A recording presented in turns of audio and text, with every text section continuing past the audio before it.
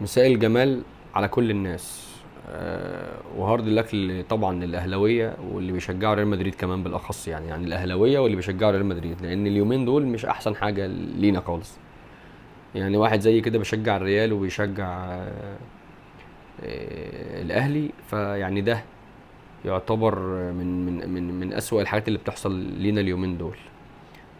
ولكن لما تيجي بقى تتكلم عن الكوره، لما تشوف الماتش النهارده وتشوف مثلا الماتشات بتاعتنا بقالنا فتره كبيره، الفرق ما بين لعبتنا ولعبتهم، الفرق ما بين خروج الكوره والدفاع والهجوم والتحولات والحاجات اللي بتحصل في الماتش، تحس ان في فرق شاسع بيننا وبينهم.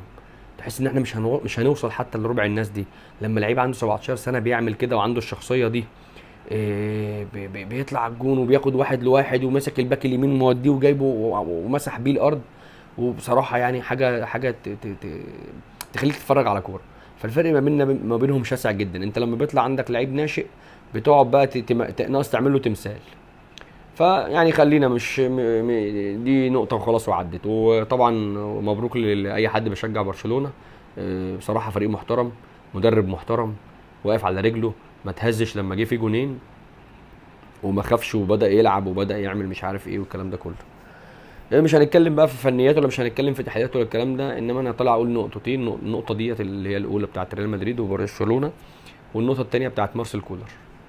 طبعا انا عملت امبارح فيديو وقلت ان الراجل لازم يمشي وهاجمته جامد. ولكن انا لما هاجمت انا ما غلطتش في حاجه وما قلتش حاجه مثلا على الراجل او شتمت او عملت اي حاجه خالص، لان دي كوره في الاول وفي الاخر. كولر عمل معانا حاجات كتير حلوه.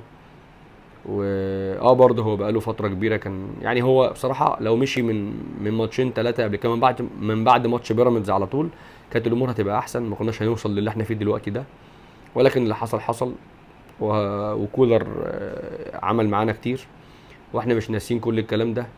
واللي حصل ده من قله من جمهور النادي الاهلي، مش كل الجمهور حتى. والغضب اللي حصل ده احنا حصل غضب في نطاق الاحترام والادب. لكن اللي حصل امبارح طبعا احنا بنقول ده حاجه مش كويسه وما ينفعش ان هي تحصل. و... و...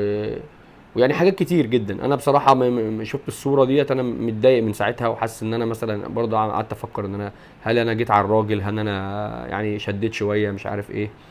ولكن بتحصل في الكوره واحنا كلنا زعلانين وغضبانين.